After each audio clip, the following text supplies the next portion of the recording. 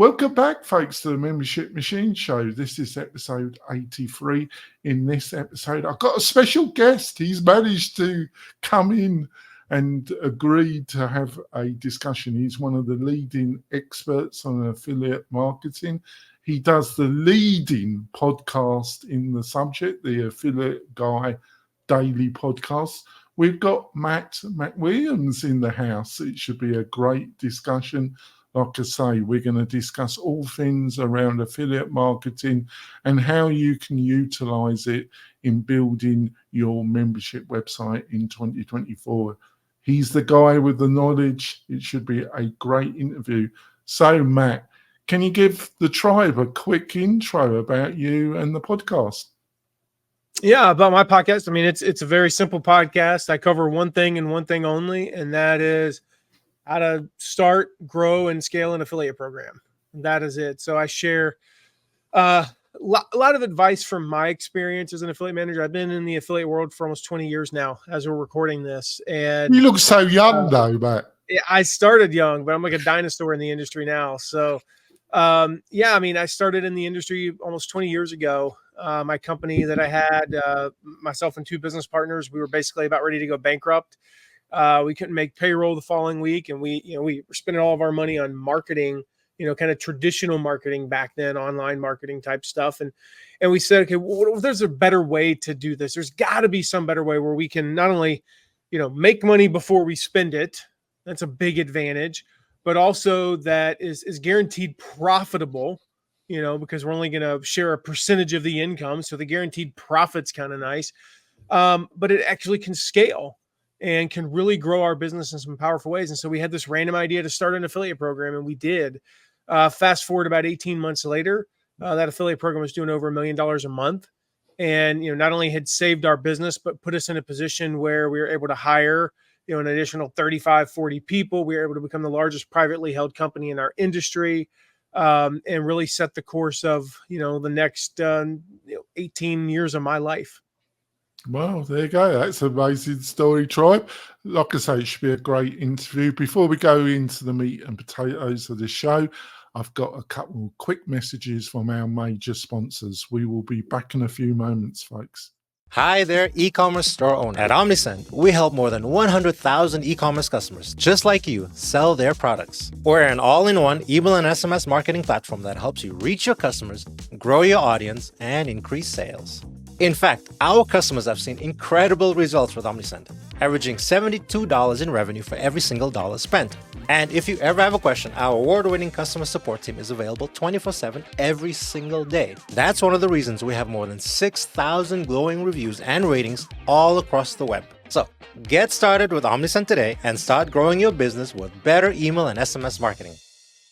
We're coming back, folks. I also want to point out that we've got a great new course. If you're looking to build your membership website on WordPress, and I think you should do, but you're looking to do it really quickly and painlessly, we've got a great course available to you that show you from A to Z how to do it as quickly as possible and painlessly. It's done by my other host of my podcasts. He's got enormous experience. Plus, we'll offer a special price to you, listener. You get a 50% discount, so it's really affordable. To get this deal and to sign up for the course, plus a load of other resources, all you have to do is go over to WP-Tonic.com/deals, WP-Tonic.com/deals, and you find the course plus a load of other special offers and deals from the sponsors. What more could you ask for? That's what I say.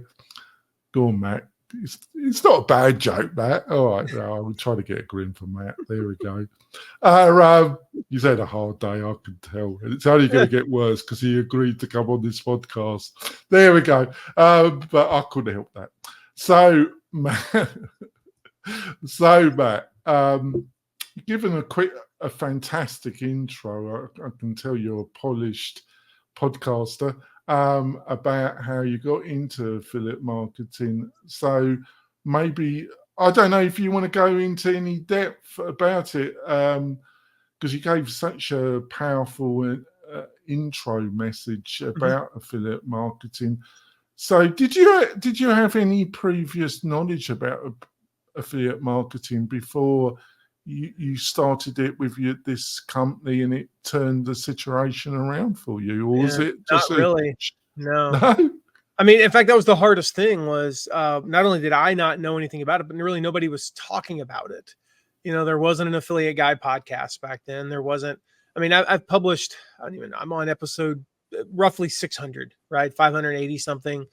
I mean, that's, an average of 30 minutes. That's 290 hours of content on affiliate marketing, building an affiliate program that you can get. I've written, millions of words on my site at mattmcwilliams.com. Literally millions of words. I think we're over 3 or 4 million at this point words. If you just, I've written hundreds of articles, an average of, a few thousand words each. I mean, that's millions. Like, it's the amount of content there. And I'm just one person. We have 2 courses on it, with a third one coming, a book coming.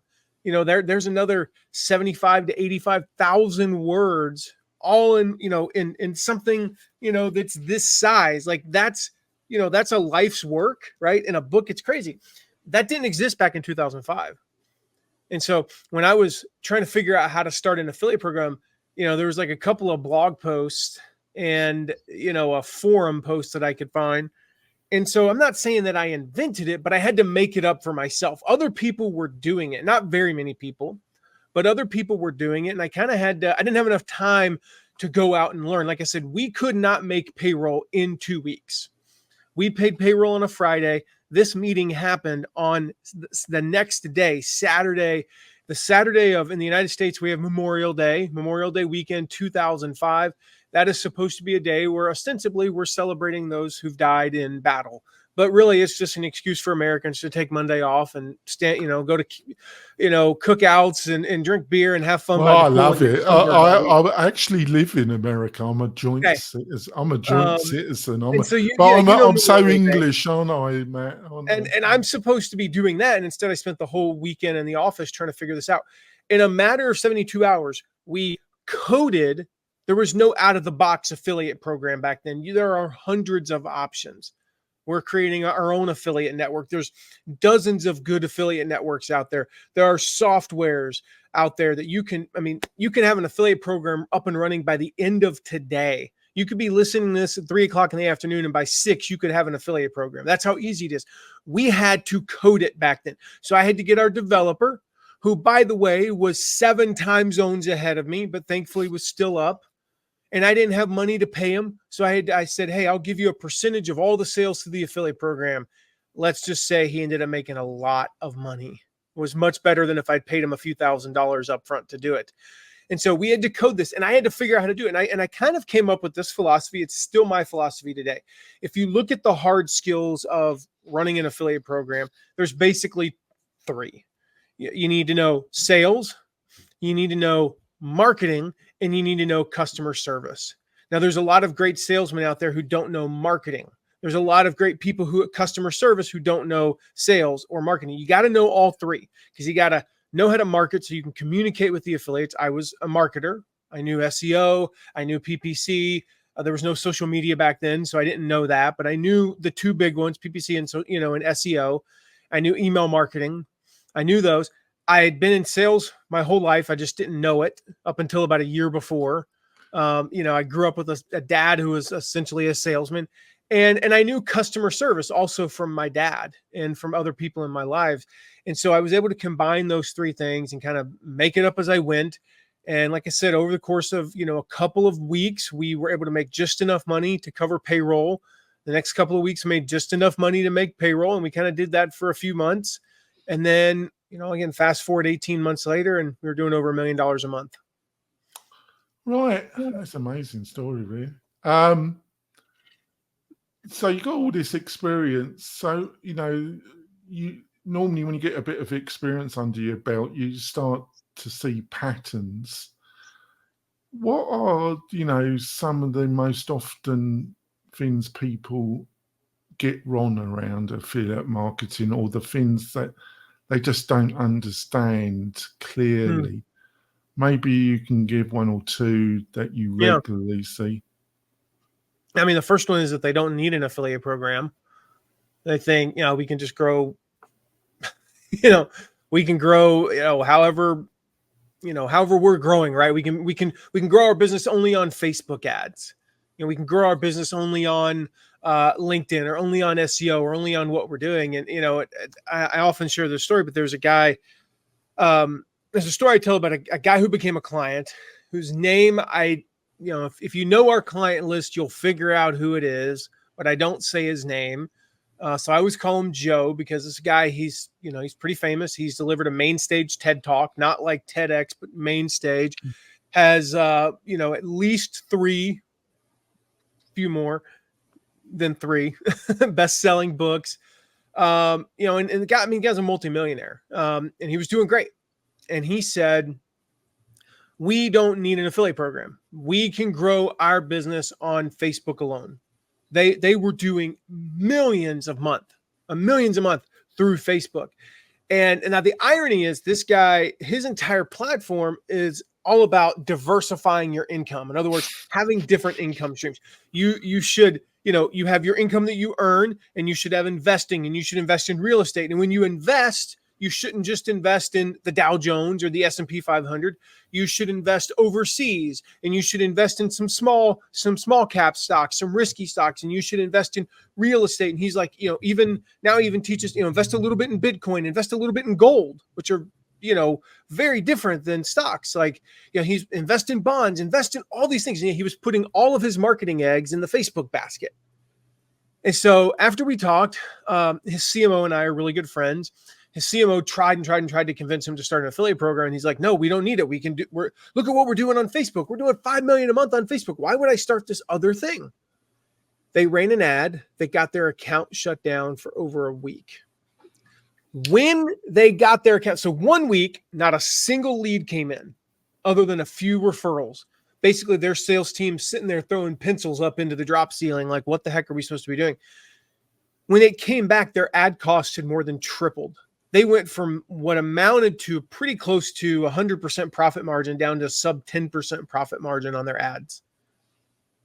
And so then they called me, and of course I charged them a lot more money than I would have.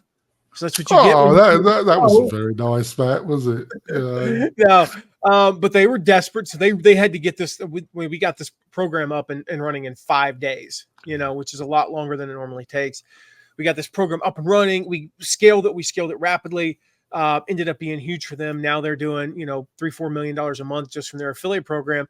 They're back up with Facebook, not to the original amounts. They were doing in excess of $5 million a month through Facebook. They're now doing about $3 million, but their total business, even with Facebook getting cut by 40%, their total business has almost doubled. And so that they believe that they don't need an affiliate program. The other, kind of false conception, that I see so often is just, there's two actually. The first one is that you have to know a lot of people and you got to do a lot of reciprocal promotions to get affiliates. One of the underlying beliefs there is like, well, the only way to get affiliates is if I promote you, you'll promote me. We can't just have affiliates who only promote us. That's not true. Most of the programs we run, 99.9% of the affiliates, there is no reciprocation. They are promoting a good product. They are getting paid for it. That is the end of the quote unquote transaction. And the flip side is like, I gotta be famous to start an affiliate program. I got to know all the right people. I got to be best friends with all my affiliates. It's just not true. When I've run Shutterfly, I've run Adidas, those programs, we had over 200,000 affiliates in each of those programs. I knew 50 of them. That meant I knew like 0.0001% of the affiliates. I didn't even know who the other people were. I knew nothing about them personally. Now, those 50, I knew them really well. I could tell you their spouse's name. I could tell you their kids' names. I could tell you where they went to college, what teams they cheer for. But that's about the limit, 50 to 125. Some of that information I would keep in a database so that if I did happen to get on the phone with one of the other 199,950 affiliates, that I could engage in conversation with them and be like, oh, your team won the Super Bowl last week. Congratulations. I could do that. But then the other one is that people who believe that most of their sales are going to come from only a few affiliates. And this is such a commonly held belief. I remember I was at a big conference probably about 7 years ago. I was at a conference, big name in the internet marketing space, Jonathan. Guy, we both know him. Everybody who's listening to this has probably heard of this guy. He's become, since then, a dear friend of mine and a client, and I've worked with him. But he said on stage, he said, 90% of your sales will come from your top 3 to 5 affiliates. I remember me and one of the guys that worked with me looked at each other like, that's not true. Not when we run programs. When we run programs, the top 3 account for 5, 10, maybe 20% of sales. The top 10 account for 10, 15, 20, 25% of sales, because we build a huge diversified affiliate base. We build what we call an affiliate army. Thousands and thousands and thousands and thousands of affiliates, sometimes hundreds of thousands of affiliates who are, some of them might only do 1 sale a month or 2 sales a year. But when you start adding them up, it's a lot of sales. And so the irony is that guy who said that from stage, he said 90% of your sales will come from your top 3 to 5 affiliates. 3 years later, after he saw us run an affiliate program for one of his friends, and he saw what we did, and he saw how we had grown that program from a couple $1 million a year to over $10 million a year through building that army, he reached out to us. They became a client. He saw what we were doing, and he saw that his philosophy was no longer true. It might have been true 10, 15 years ago, but it was no longer true today. That's fantastic. One of the things I've attempted in this podcast, Matt, is there's a lot of what I consider misleading and downright lies said about building a membership e-learning focused business. And I've tried consistently to put forward methodologies from the startup world, from the bootstrap startup world, about like minimum viable product. So I go on about minimum viable course, about you do actually have to launch a course to get feedback from your target audience. Totally, about not too broad audience, if it's your first course, maybe nicheify. I'm not even sure. I love that word, Matt. I'm not sure if it exists, but I use nicheify. it. Yeah, I like it. You need to find your niche, right? Don't think. So I get most of this from the bootstrap startup world. Most of it, I blatantly copy it and I put my own spin on it.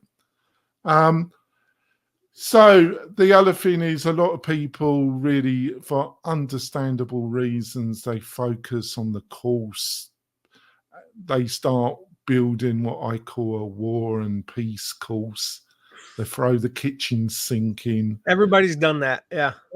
And they get obsessed about marketing automation, about the technology before they got even their first student and got any consistent feedback. So I say, don't do all that. But the other thing is actually getting these first students. And I think, is it possible, if you haven't got an enormous amount of experience in online marketing and you've done some basic things about your course, is it possible to utilize affiliate marketing to get the will, get the traction, get that, as you know, to get the wheel turning is the hardest. To get those first 50, 100 students is going to be the hardest part of this journey, isn't it? I mean, it's the best way to do it.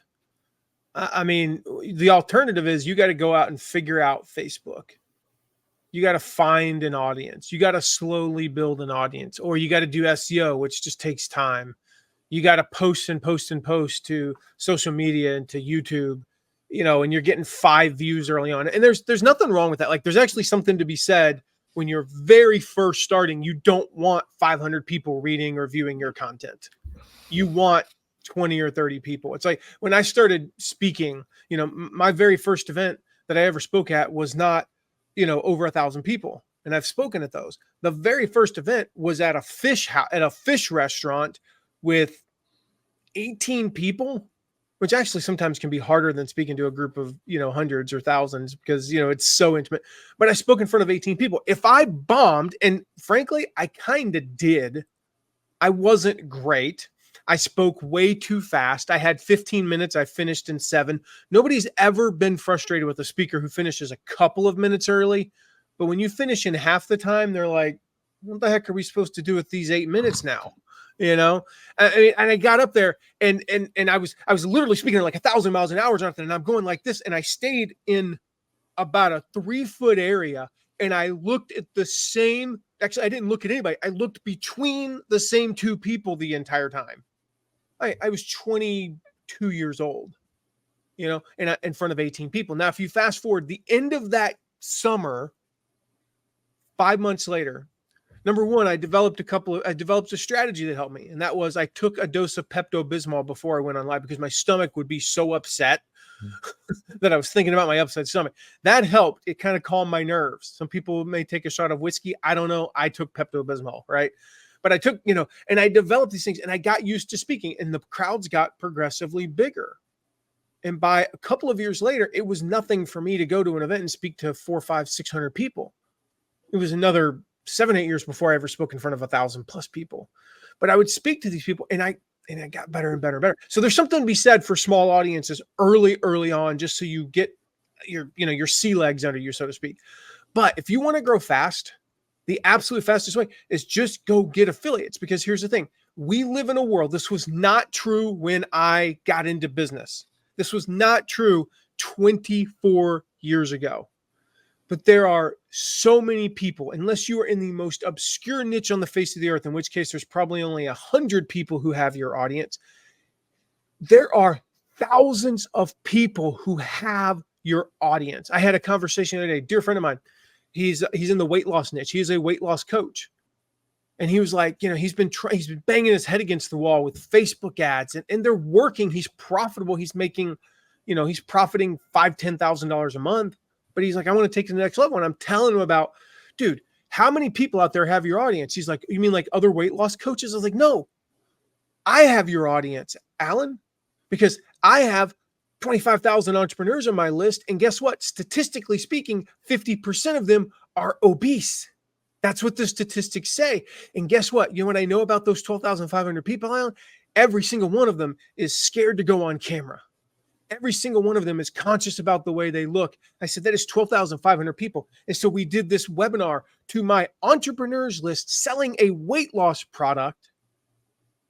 And he signed up like 8 people into his coaching program collectively, who have now lost over 500 pounds, by the way. So I've changed their lives. One of them, Bob Harris, has lost like 78 pounds. The guy's like 62 years old. He hasn't been under 350 pounds since he was in his late 20s. He's down to like 230. So not only have I changed their lives, but frankly, I made $24,000. That's a lot of money to promote a simple webinar about weight loss. So there are people out there with your audience already. If you think about it for just a moment, now you may be in a really obscure niche. I don't know. You manufacture, okay, I'm just looking at my desk. Trying to find something that's a little bit obscure. So you manufacture, I have nothing obscure on my desk. Okay. All right. Let's do gym equipment, right? Gym equipment. I can see my gym. So I have right above my monitor, I can see the top part of my pull-up bar, right? So I've got the pull-up bar. All right. If you sell the pull-up bar, who has your audience? Literally everyone who talks about health and fitness. Now, are 85-year-old women going to buy a pull-up bar? Probably not. So if you have somebody whose audience is I love to meet them, Matt.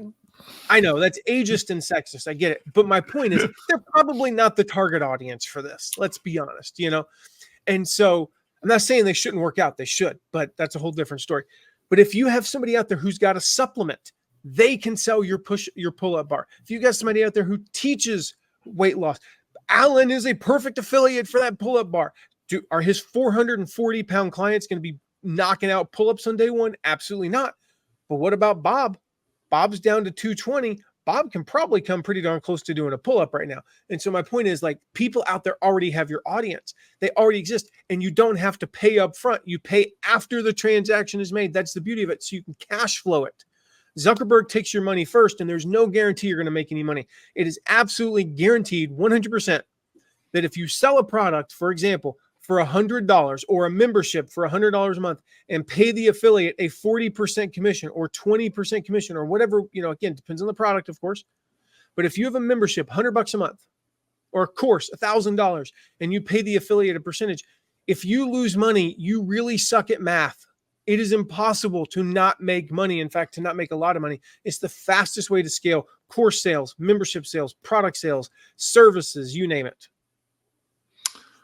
Before I just got a quick question before we go for our break. I think the other factor is how do you, obviously the purpose of this interview is to get people's interest about affiliate marketing, and then they can go over to your podcast and listen to all the content you've got, and they can go over to your website.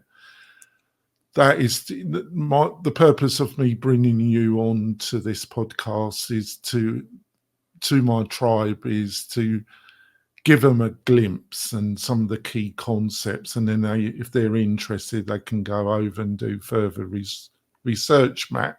Right? Yeah. We can't give them the keys of the kingdom in a 1 hour. We can't. Yeah. In a 1 hour chat, can we? But we can give them some insights, and hopefully they come to the understanding that you have a lot of knowledge in the particular area, right? Mm-hmm. But it's a bit daunting, how, you got these affiliate marketplaces, haven't they, where you sign up and you got to have a certain amount of traffic, or there's some parameters that they want you to fulfill, and they've got a whole ecosystem of affiliate markets. Or would you join one of those, or would you do the initial outreach, build your own list of people that you think would be good affiliates, and then you'd personally outreach to them? How would you initially approach this? Yeah, very first place I would start is my friends. Any relationships you currently have, no matter how loose that relationship is. Maybe you're in a group together, you're in a mastermind together, you're in a forum together, something like that. I would start with friends. The simple reason is they're going to give you the most grace. The reality is, we talked about like public speaking and how I sucked at first. Your affiliate program is probably not going to be all that great on day one. You're going to make mistakes. Things are going to break. The tech's going to break, whatever. And so as much as you can get those very early adopters, and I'm not talking for months, I'm talking for days or weeks, to be people that you already have an existing relationship who aren't in it for the money. In other words, if they send 1,000 people and only convert 40 of them, and they only make $1,600 instead of they expected 3,000, they're not going to say, you know what, screw you, Jonathan, I'm done. They're going to say, we're friends. Hey, thanks for the $1,600. I'll promote you again in a few months when things are a little bit better. They're going to give you that grace. So always start there. The second place that I would look, the forums and the groups of affiliates, the biggest problem with those, number one, getting access to them. Number two, not, like if we want to get moving today, the best time to join an affiliate group is a year before you need anybody. Yeah. To promote, so you can contribute. So I'm not saying don't join, but that's like a second month thing. Your very first month, we want to get up and running quickly. So again, start with friends, get them promoting, work through some of the kinks. I'm doing this with a client right now. We launched this past Monday. We're recording this on a Friday. And so 5 days ago, we launched, and we started with his previous connections. We started with 50 people. That was it. 50 people. Why?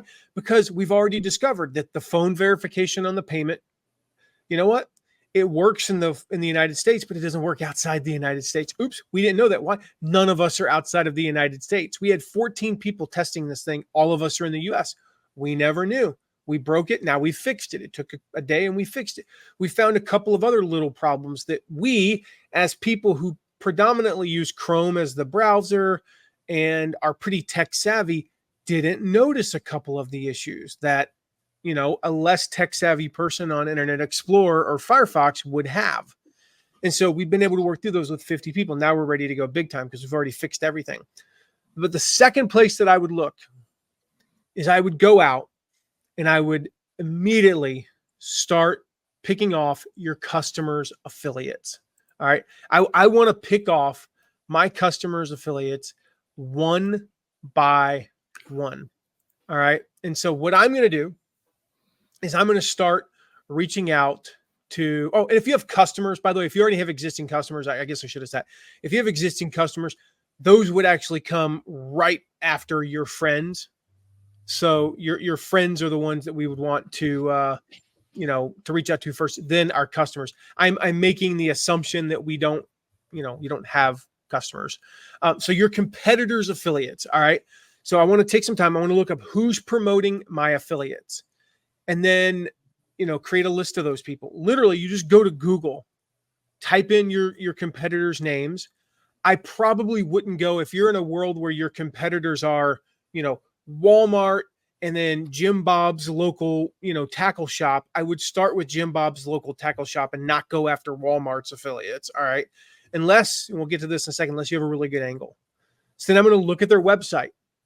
I'm going to start reaching out to them. But the first thing I need to do after that is I got to find the angle. All right. So I've got to find the angle that I can get to convince them to become an affiliate.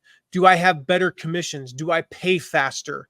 As an example of, years ago, with that affiliate program that I mentioned that I started, our largest competitor got purchased by a huge hedge fund, large publicly traded company, actually. And this company had a reputation of kind of treating people like a number, not a person. And so it sucked that they were getting bought by them, because it meant they had more money than they know what to do with. And we're like, we're probably going to get, destroyed. But I had this idea in the place where people tend to have ideas, or at least men have ideas, on the toilet. Just being honest, I had this idea on the toilet. It hit me one day. I said, what if I could use that against them? What if I could use their bigness against them? So I started reaching out to every single one of their affiliates one by one. And I basically said, hey, you may have heard that such and such company got bought by so-and-so, and they treat people like a number, not a person. I don't believe in that. And I want to treat you as an affiliate like you're a person. I want to get to know you. I want to be able to customize our offers to your audience. So here's my cell phone, my personal cell phone number. Text or call me anytime.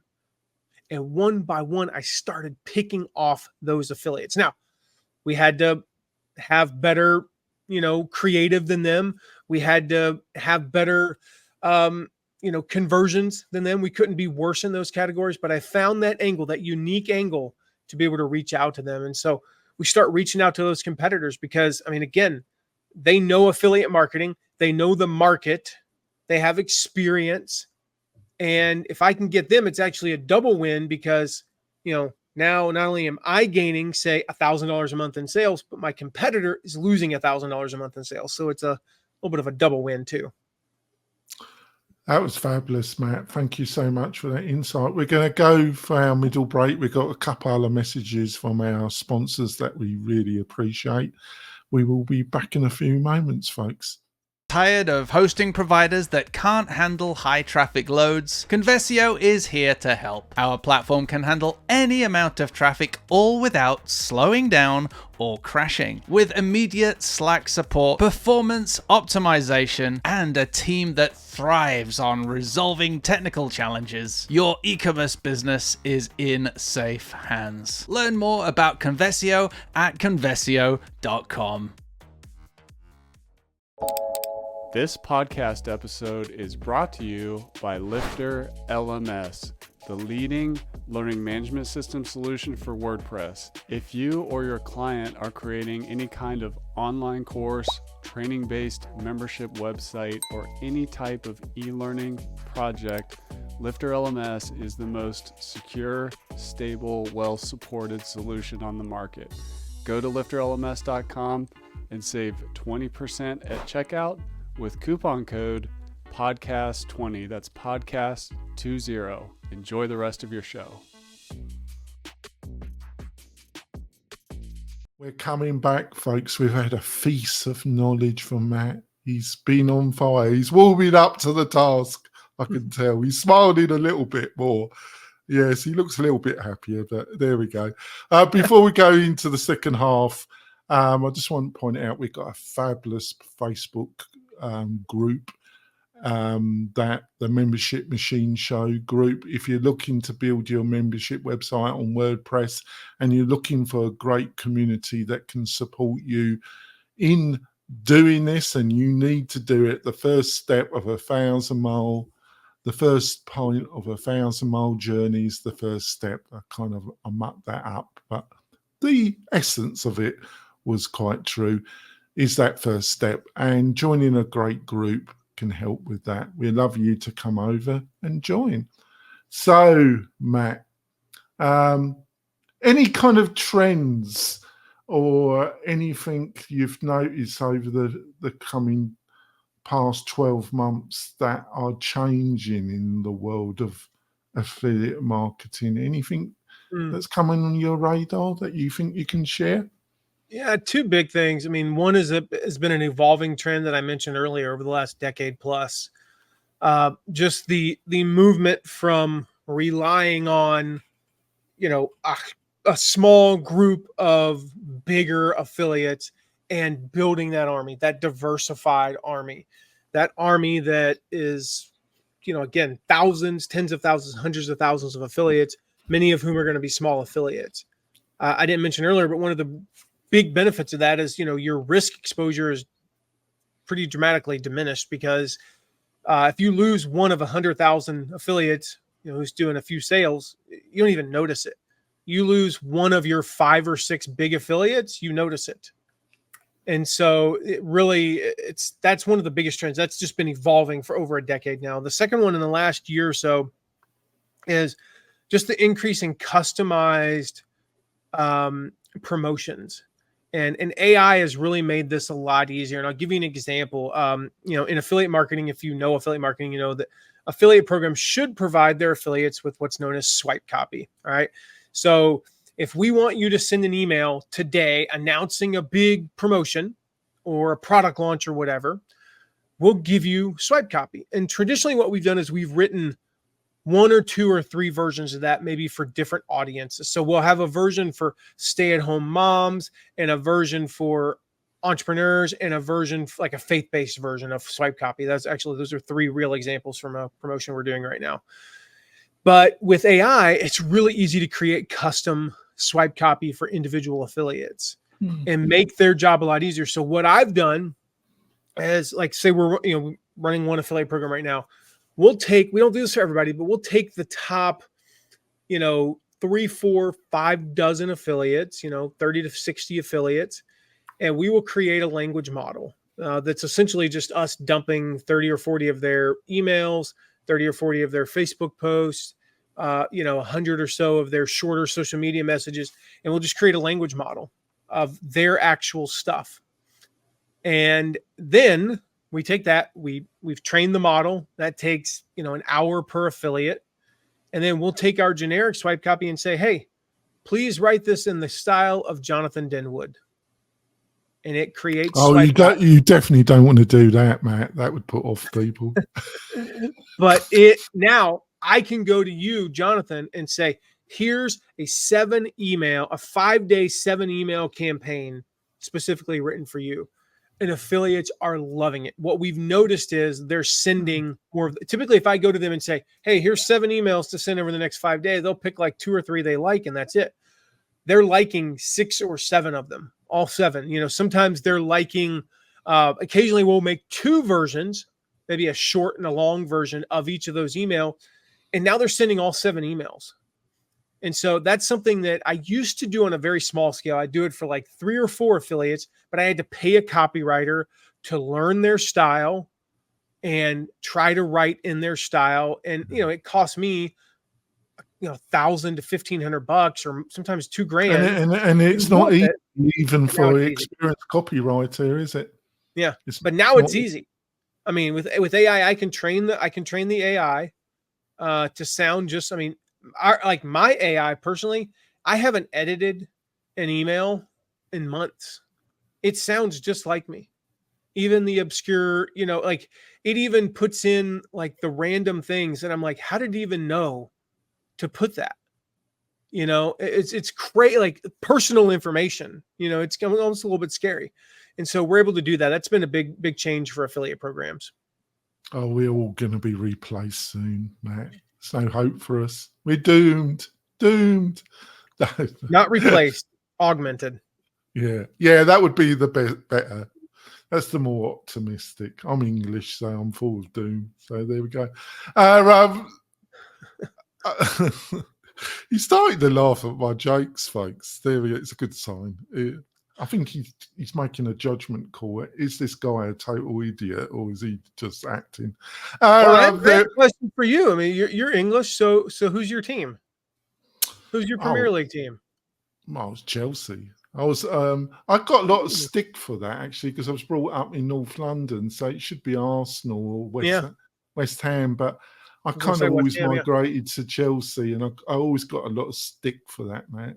All right. There we go. Come on, England on Sunday. We can win. We can do it. It's going to be big. Yeah, it's big. Kind of, it's not on the list of questions, Matt, but next month, the influencer marketer manager of Wix has agreed to come on the show, and I've been following her for a while. I've invited the enemy, Matt, but no. It's this, what I would call this witch's brew of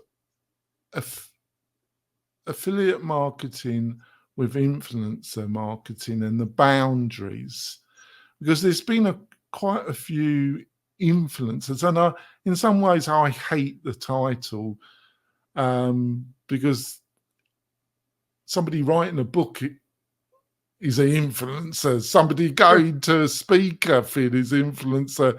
It's not just trying to utilize that term just for online people.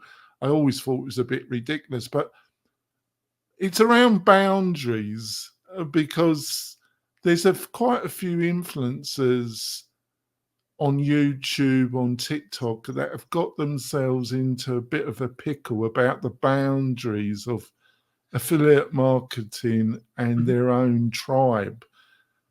And I struggle with it. I have clear boundaries about who become long-term sponsors. I love them. I've got a small group that have signed up for a year to be sponsors of this show and my other show, which is a bit bigger, Matt. I'm up to my 920th episode, Matt. That's amazing. Yeah, God almighty, Matt. But a lot of other people got into pickle. How do you advise? And is this something you thought about? Is it just down to common sense and respecting your audience? But a few people that got into a real pickle about all this, they're pretty sharp people. Or is it just greed? They just see the green and they forget about their reputation and their audience. Yeah, I mean, for me, it goes back to the first rule of affiliate marketing is, only promote good products that you would promote to you'd recommend to your mother. If it was a good product for your mother. Obviously, again, my mother's not the target audience for the pull-up bar. So I would not recommend that to her. But if my mom came to me and said, I need to buy a good pull-up bar for, so-and-so, this is the one, I would recommend it. So if it's not, it doesn't mean you have to use it yourself, to be clear. I mean, I'll give you an example. A lot of people say that I only recommend products that I use, but you might be 10 years advanced compared to your audience. So I don't use MailChimp, but I recommend MailChimp to beginners. Yeah. I don't use MailChimp. Why would I recommend something I don't know? Because my audience, some of them who are literally starting their email list, they have 0 subscribers. Why would I recommend that they pay for something? So there are times where I recommend a product that I don't use. So that's not a qualifier to me. If I can go online and find good reviews of it, I do not drive a pickup truck, for example. All right. So if my mom says, what pickup truck should I buy? I'm going to have to go to Consumer Reports and other organizations and read the reviews and look at how people are rating and what's the cost. And then I can make an educated recommendation and say, it's one of these two. Why don't you go test drive those two? Does that make me disingenuous because I don't own one of those two pickup trucks? Of course not. Because she asked me for my help with something that does not apply to me.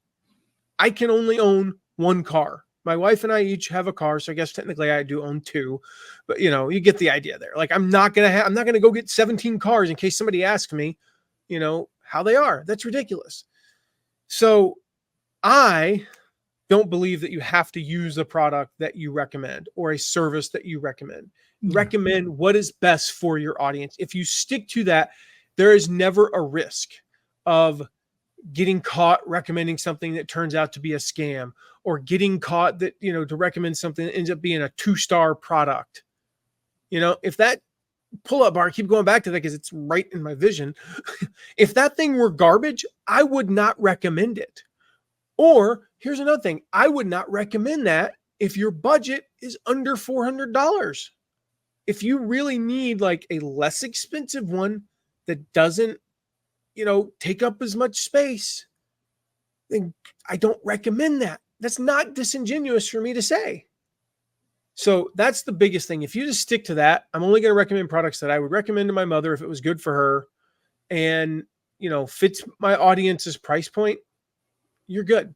Everything else takes care of itself. Now, there's the legal stuff. There's you have to abide by the FTC laws and the California laws and the EU laws. And, no matter what, and like you say, well, I'm not in the United States. But if you have one person who ever buys a product through your affiliate link from the United States, or who is the company is in the United States, or that product was so much as has ever touched the United States, you have to abide by United States law. And so, yes, you need to disclose that you're an affiliate. If you got free, I'll give you an example. These things here, these blue light glasses, I got them for free. If I were to recommend them, I do not recommend them, by the way. They're mediocre. I'm sure there are better, and I'll probably find a better pair.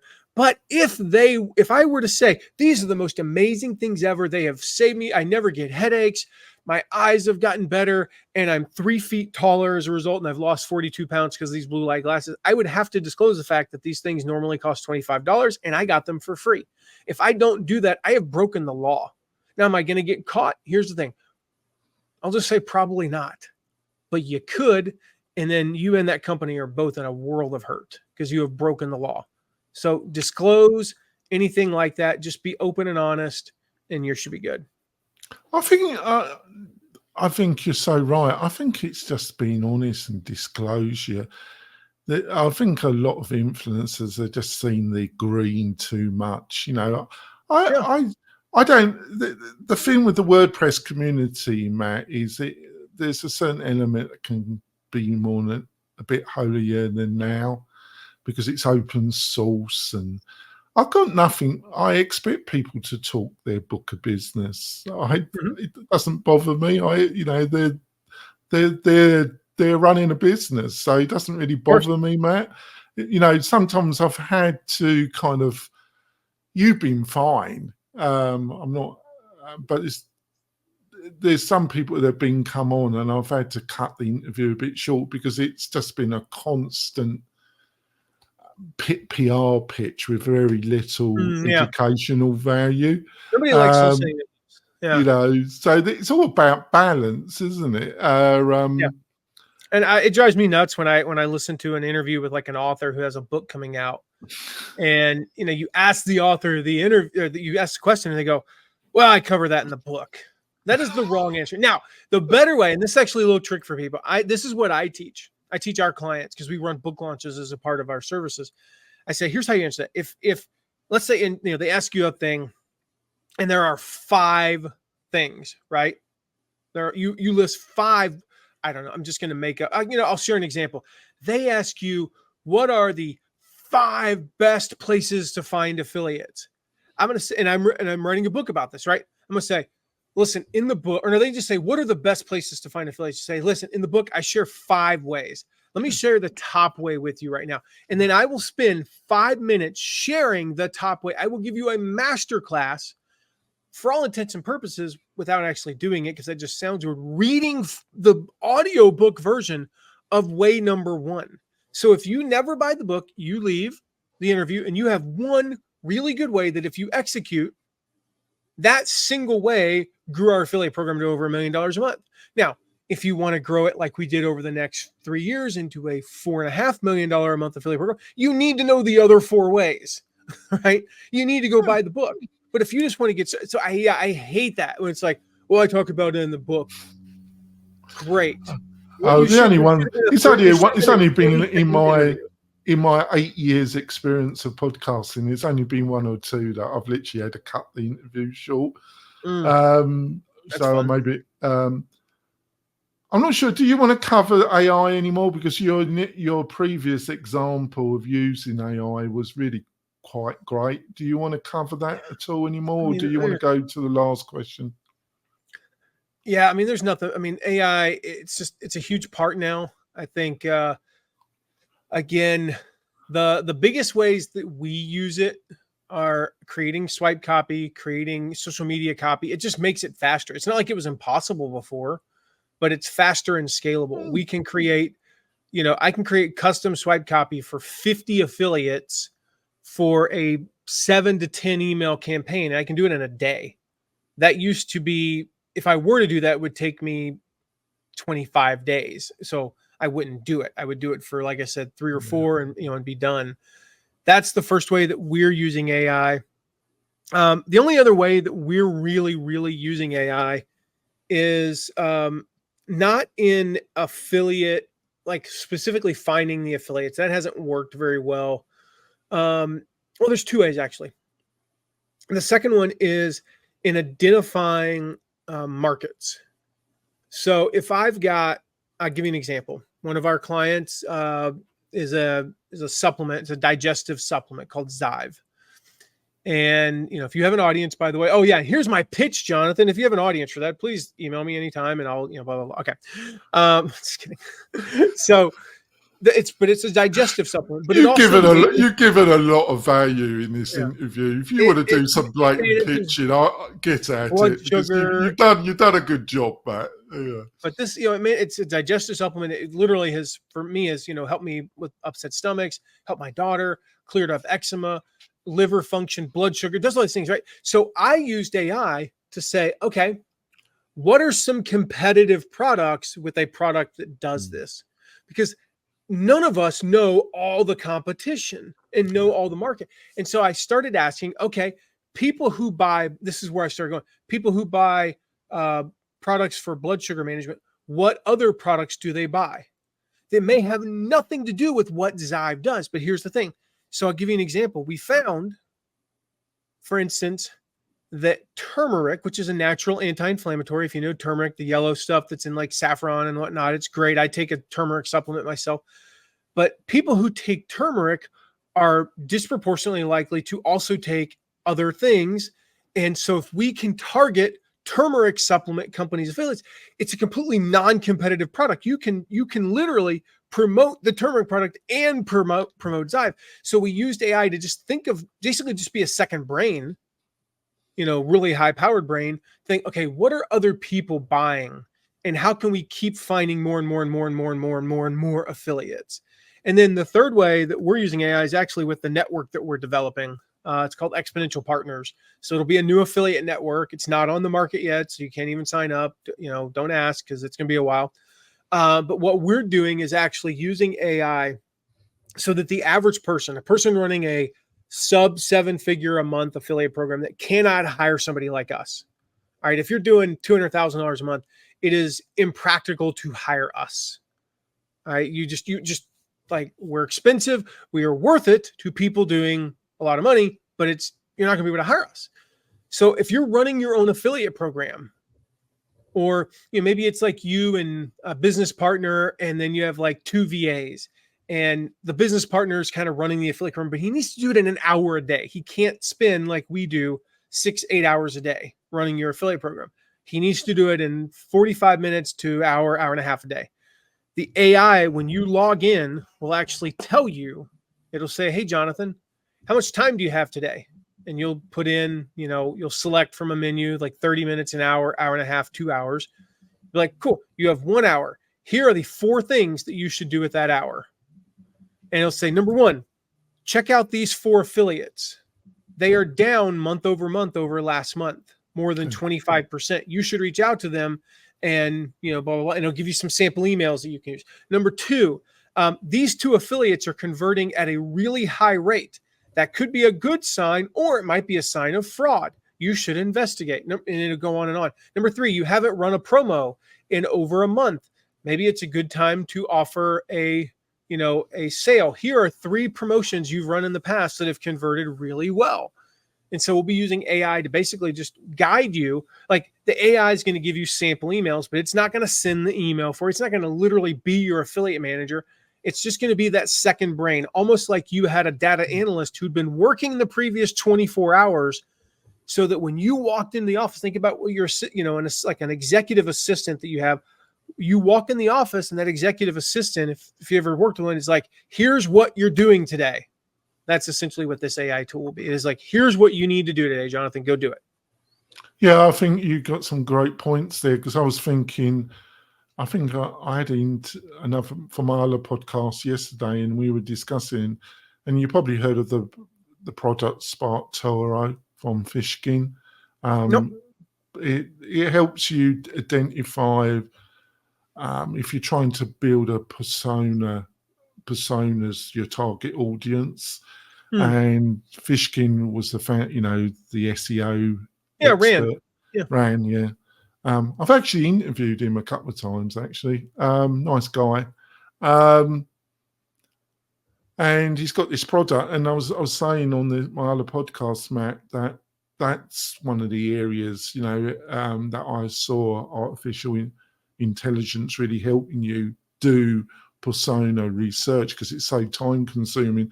And I think you got some really great examples there that it really helps in this kind of research area.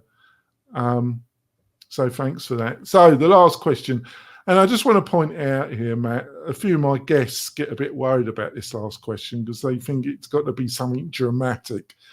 I leave it to you, because obviously the person that we started on our business journey isn't the person that we are now. That would be a bit sad. So the advice that you would probably give yourself at the beginning, you probably wouldn't listen to, because you're a totally different person in your journey. Because I know when I was at 23, 24, I was an arrogant little shit. You're not surprised, are you, Matt? But there we go. I think we all are 24. All right, there we go. So it doesn't have to be a big thing. It could be a couple of one small thing. But on your, if you're at the beginning of your business career, I don't, like you had your own time machine like H.G. Wells, or if you're into Doctor Who, your own TARDIS, you could go back and give yourself a little bit of advice. Is there 1 or 2 little things that you would love to know that you didn't know at the beginning? Yeah. Number 1, ask who, not how. I actually think that Dan Sullivan wrote a book called that, if I'm not mistaken. But work on developing a network, develop relationships with people. I mentioned earlier, don't ever get somebody that you should know their spouse's name and say, "How's your wife? How's your husband doing?" No, like, know their name. When their team wins, you better congratulate them. I learned a little trick probably about a decade ago, and I wish I could give credit to whoever told me this, but I don't remember who told me. He said, anytime you're in line and you're waiting, and so the other night I went to pick up food, for the kids, and I went inside to a not really a fast food place, but where you go up to the counter and order, and you have about 10 minutes to wait. I spent those 10 minutes texting people, just randomly. I just picked random people out of my network, people I hadn't texted in a while. A lot of times I'll just purposely go to the very bottom of my text threads and just work my way up. Texted 6 people. We had then 4 or 5 of them reply. We had a back and forth, and I re-caught up with them. scheduled a couple calls, probably going to do some business with one of them. That was worth 10 minutes of my time.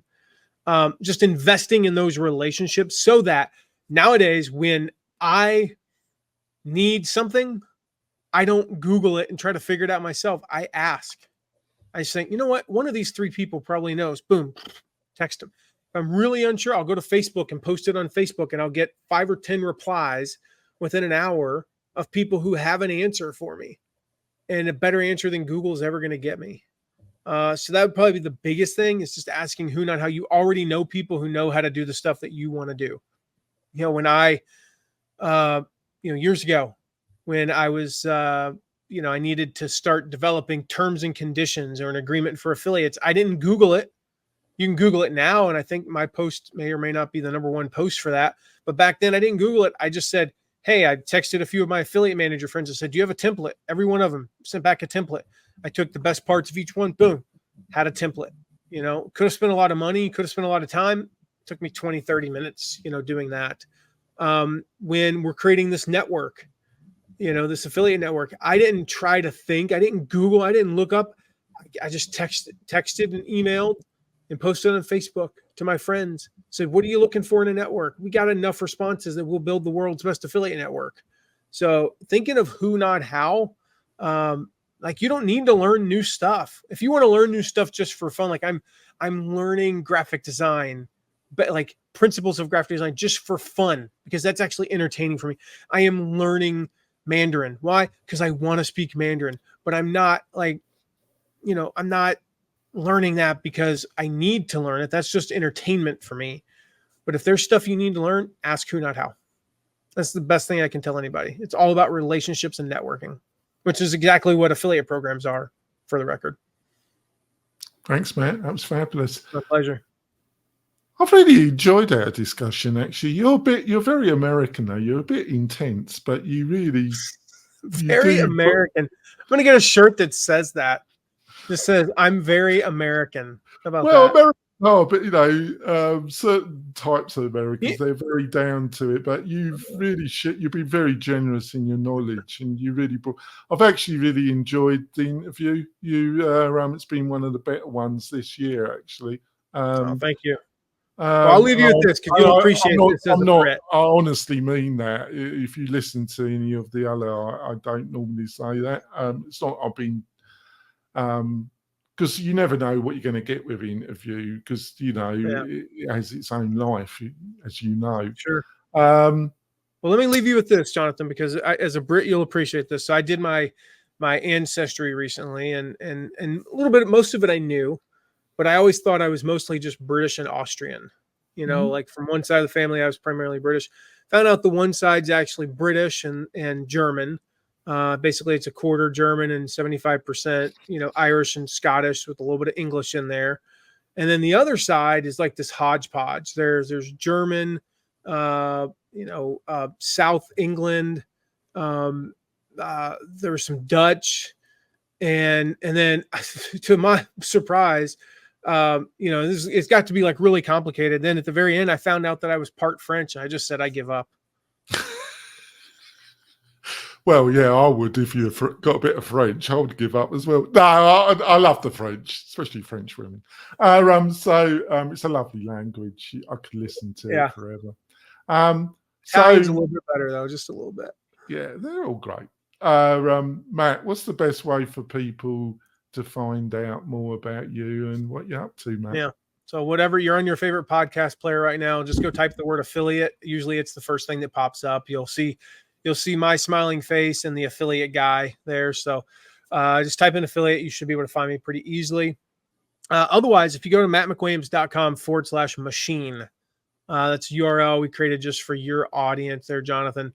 That will take them to, I've got a free report that we put together all about how to find your first 100 affiliates. So we covered your friends and we covered the customers and competition. There's actually 12 other ways to find affiliates, things that most people have never thought of, ways that have worked for us over there. There's some email templates in there for reaching out to them. So if you go to mattmcwilliams.com/machine, you can find that. That's fantastic, Matt. And thank you so much for Matt's been quite generous coming on the show. He's been very busy dealing with various things. and he had to reschedule. And I do appreciate you coming on the show, Matt. I think Pleasure, it's been thanks for having me. I think it's been a fabulous discussion, Tribe. We've got some great guests coming up in July. We've also got my regular co-host, Haroon, where we talk about more technical stuff around WordPress and membership. The show's growing. Thank you so much. We'll see you next week. Bye.